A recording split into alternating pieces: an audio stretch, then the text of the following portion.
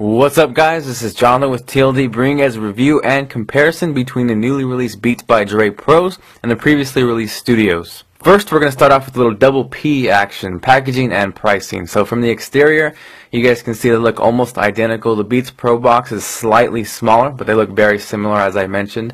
Now pricing, the Beats Pros come in at $399, so about $400, whereas the Beats Studios come in at just under $300 at $299.99. Now from an aesthetics point of view, both of these are visually appealing as you would expect from Beats by Dre, but hands down in my opinion, the Beats Pro are a better build quality, using aluminum versus plastic. And not to say that the Studios are cheaply made, but when you have both of them in your hands and you compare the two, you can tell hands down the Pros are much better quality. They're going to take a beating, so if you're a DJ, you're taking them on the road, they're really going to kind of test that test and kind of stand up to the Pro name as far as longevity goes. Now as far as comfortability goes, they both excel in this department. The Studios, however, are a little bit lighter, so they seem to fit a little looser compared to the Pros, whereas the Pros, they seem to mold and fit and contour to your head a little bit better. They're a little bit tighter, so I prefer that. You may not, but in the end they both are very comfortable.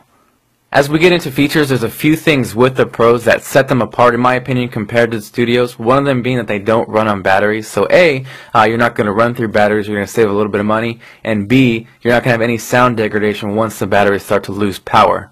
Beyond that, it's really about getting into the attention to detail with the Pros, starting with the flip-up ear cups. So it really actually is convenient if you're monitoring in a studio or if you're DJing out at a club. You can actually flip up the ear can without having to take the whole headphones off. Another really cool feature with the Pros is the ability to daisy chain headphones, which really isn't appealing to the everyday user, but if you're in a studio and you don't have access to a headphone amp, you can actually daisy chain these headphones, plug in another set, and you're going to hear the same mix as you would on the Beats Pro. So that's really handy, and I did find that extremely useful.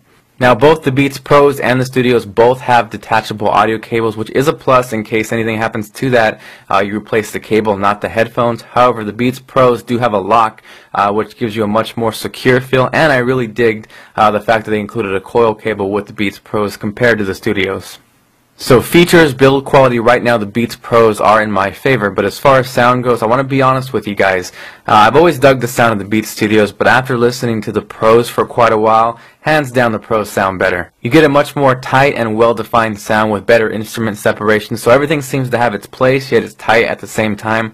And after going back to the Studios, it just kind of feels not only loose literally, but the music tends to feel loose and not as tight as the Pros. So in my opinion, really if you're going to drop $300 on the Studios, if you're looking for a Pro set of headphones, go up to the Pros. And if you're the everyday user, go to the Solo HDs and spend maybe $150 to $200 on those set of headphones. That's going to better benefit you in the end run. So I hope you guys enjoyed this video. Hope it helped you guys out a little bit as far as your buying decision goes. I'll see you guys in the next video. If you enjoyed this video, use the new YouTube features, share this on Facebook and Twitter, and I'll see you guys next time.